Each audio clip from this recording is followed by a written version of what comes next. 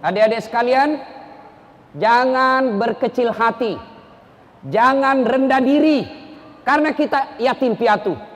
Jangan kita merasa rendah diri karena kita fakir miskin. Tidak. Orang yang anak yatim, fakir miskin, kalau dia punya ilmu, diangkat derajatnya. Mana buktinya? Allah janji, yarfa'illahu alladhina amanu minkum walladhina utul ilma darajat. Allah mengangkat derajat orang-orang yang beriman dan berilmu pengetahuan. Mana buktinya? Mana buktinya? Nih di depan kita. Tidak mungkin jadi senior leader kalau tidak ada ilmu.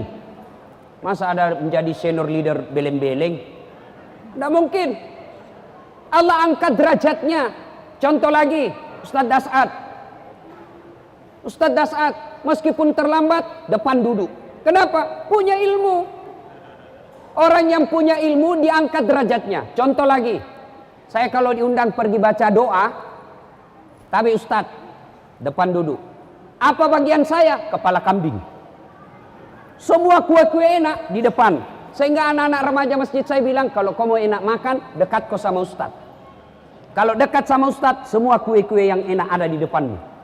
Ada juga teman saya tinggi sekolahnya, tapi tidak tahu baca Quran. Di mana dia duduk? Di belakang, takut disuruh ngaji. Apa bagiannya? Rokok-rokok onti.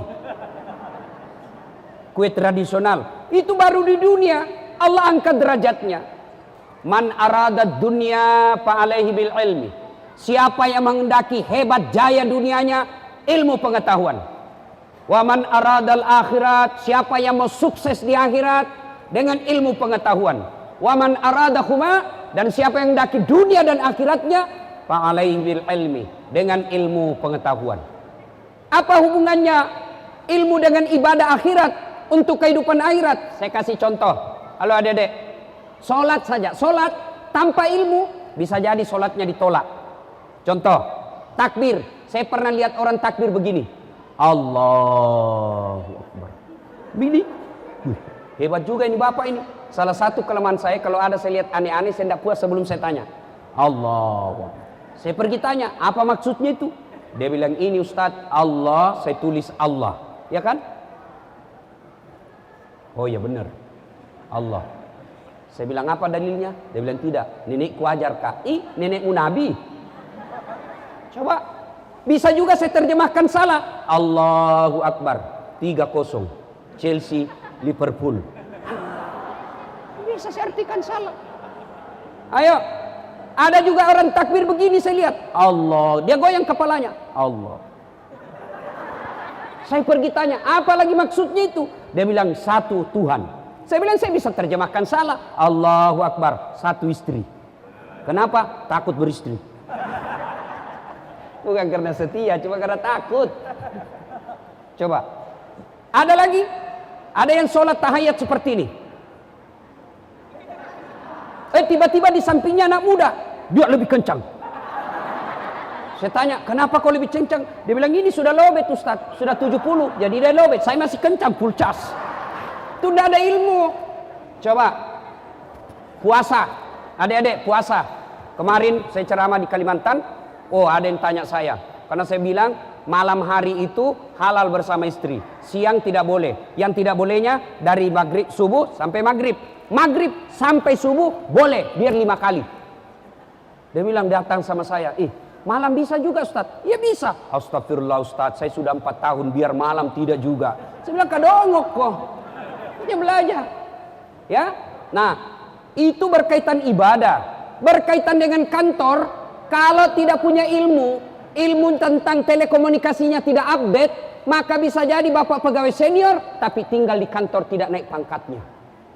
Kan biasa kita di kantor bilang begini, itu baru 3 tahun promosi terus, baru 3 tahun kerja telkom promosi terus, saya sudah 10 tahun kok begini-begini. Bapak betul 10 tahun, tapi prosesornya Pentium 1, lambat loading. Ini yang 3 tahun, tapi sudah 4G dia pakai. Ini 10 tahun suruh bikin surat. Sudah jadi suratnya? Sudah Pak, tinggal di print. Belum namanya itu bos. Namanya sudah, tinggal kasih. Ini sudah Pak, tinggal di print. Belum. 1, harus punya ilmu. Berkaitan dengan dunia, saya kasih contoh lagi nih. Ini cerita warung kopi. Ada orang kaya sekali di kampung. Kaya sekali, tapi tidak tahu membaca. Diajarlah cucunya membaca. PEP. P tambah P, pep. SO, so. Pep, so. DE, den. Apa bacanya? Odol. Dia gambar. Begitu dia sampai di Makassar, banyak duitnya. Ini kisah nyata. Waktu saya kecil. Berkaitan dengan telepon. Waktu itu di kampung saya di Pindrang, masuklah itu wartel. Ya, sekarang wartel sudah habis, Pak. Innalillahi wa inna ilaihi raji'un, hilang semua itu, kasihan. Soalnya ada namanya seluler. Jadi waktu itu saya pulang kampung. Masuklah saya di KBU. Saya lihat orang tua, orang paling kaya di kampung saya, tapi tidak tahu membaca. Dia teleponlah, dia ambil nomor teleponnya anaknya. Dia lihat, lalu dia bilang, "Halo. Halo, ambokmu, bapakmu nak." Saya bilang, "Bagaimana mau nyambung ngaji? Pencet dulu nomornya." Dia pencet dulu. Lalu dia bilang, "Ya sudahlah nak, kau ajar saya." "Pak guru kak." Nah, saya pencetkanlah. Ternyata terbalik, Pak. Yang untuk di mulut dia simpan di telinganya, yang di telinga disimpan di mulutnya. Dia teriak, "Halo, halo," enggak dia dengar. Saya bilang, "Ngaji, terbalik." Langsung dia bilang, "Loha, loha." Saya bilang, "Bukan halonya, terbalik." Coba, itu banyak duit, tapi tidak ada ilmu. Dia sampai ke mall, dia lihat tangga lift. Tahu tangga lift, Adek? Yang naik turun itu. Wah, dia ejalah itu. OPEN, open. Langsung, besarnya pembikin kuenya. Dia bayangkan open itu bahasa Belanda yang pembikin kue. Open, pembikin kue. Dia bilang, besar betul pembikin kuenya. Tiba-tiba datang orang Cina. Dia mau masuk, dia teriak, "Jangan masuk, panas." Masuklah ini orang Cina. Selama beberapa saat terbuka kembali, keluar orang Irian. Dia bilang, "Saya bilang, memang jangan kau masuk, hanguslah kau." Coba, ternyata lainnya masuk, lain keluar, padahal banyak duitnya. Nah, makanya adik-adik sekalian, penting kita belajar. Mau sukses ibadah, belajar. Mau sukses dunia, belajar. Penting. Itulah sebabnya seorang filsuf dari Amerika mengatakan, knowledge is the best belong. Ilmu pengetahuan adalah kekayaan paling berharga. Ditanya Ali bin Abi Thalib, "Ya Ali, Pak Presiden waktu itu Ali, kalau engkau disodorkan antara harta dengan ilmu, kau pilih mana Ali?" Ali punya pikir, saya pilih ilmu. Loh, Amirul Mukminin, kenapa pilih ilmu? Dia bilang, ada 3 kelebihan ilmu dibanding harta. Apa itu? 1, harta setengah mati kau jaga, ilmu dia yang jaga kamu. Coba, bapak punya uang 10 juta, kasih masuk safety box, gembok. Sudah itu kasih masuk lemari, gembok. Sudah berapa gemboknya? 2. Keluar kamar, gembok lagi. Berapa gemboknya? 3. Keluar rumah, gembok lagi. Berapa gemboknya? 4. Keluar pagar, gembok lagi. Berapa gemboknya? 5. Pas sampai kantor Telkom, hilang kuncinya. Setengah mati kita ngurus ini, harta dijaga. Tapi kalau ilmu, dia yang jaga kita. Mana buktinya? Nih, senior leader. Saya yakin pasti di rumah dinas ada security-nya. Dijaga. Kenapa? Karena punya ilmu. Kemana-mana dikawal. Coba lihat, wali kota, bupati, gubernur, menteri, presiden, dikawal, ada tentaranya, ada polisinya, ada tentaranya, ada satpol pp. Dikawal. Kenapa? Karena jadi pejabat. Kenapa jadi pejabat? Umumnya karena dia cerdas. Coba. Yang kedua, kelebihan ilmu dibanding harta. Harta kau belanjakan berkurang, ilmu kau belanjakan nambah. Bapak punya uang 10 juta, kasih saya 5 juta. Bapak tinggal 5 juta uangnya. Bapak punya Al-Fatihah, ajarkan kepada orang, tambah ilmunya. Itu namanya amal jariah. Tidak ada yang bilang saya ajar kau Fatihah. Bismillahirrahmanirrahim. Alhamdulillah. Begitu hafal, langsung hilang Al-Fatihah kita. Mana Al-Fatihahku di kepala? Tidak mungkin. Yang ketiga, kelebihan ilmu dibanding harta.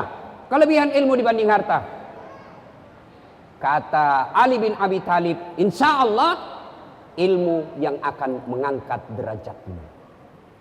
Nah, ibu bapak, saudara-saudara sekalian, yang ketiga saya mohon maaf, katanya menurut Ali, dengan ilmu kau bisa dapat harta, tapi dengan harta kau tidak bisa dapat ilmu. Tidak ada jaminan. Contoh ya, contoh. Banyak uang, tidak ada ilmu, dia datang ke Jakarta, tidak tahu baca apa-apa, tidak tahu membaca keadaan, gelap dia punya hidup. Tapi dengan ilmu saya bisa dapat harta. Contoh, Dasat kemana-mana diundang ceramah gratis. Baru-baru saya diundang ke Italia, ceramah di Roma, Milan, Napoli. Adik-adik tahu Italia? Tahu? Itu Manuruki belok kiri terus sedikit.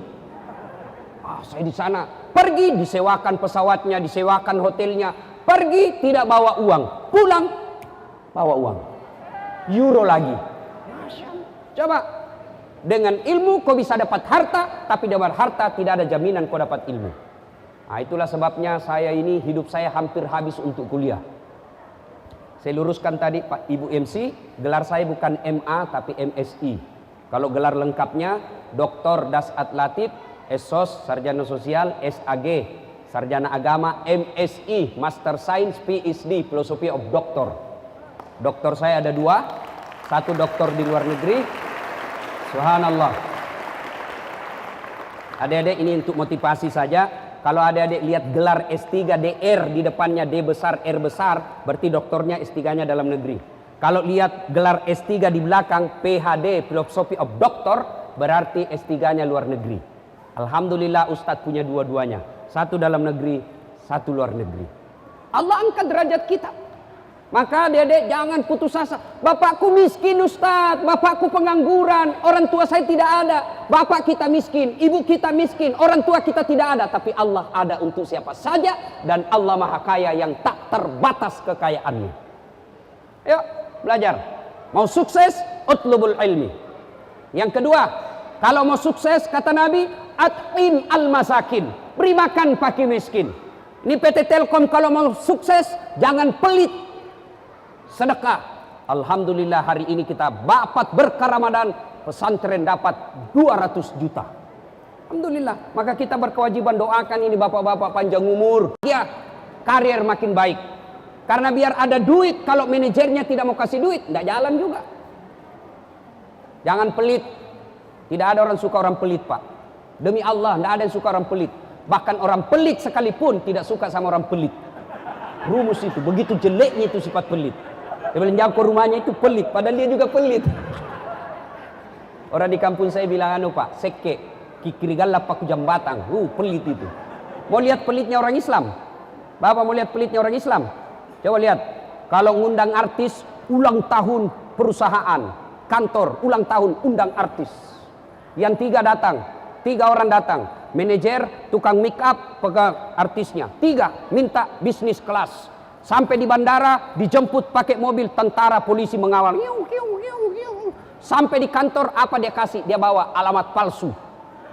Nyanyilah dia, kelihatan pahanya, kelihatan dadanya, goyang-goyang. Tidak dikasih pegang juga kita Pak, dikasih lihat-lihat saja. Goyanglah dia.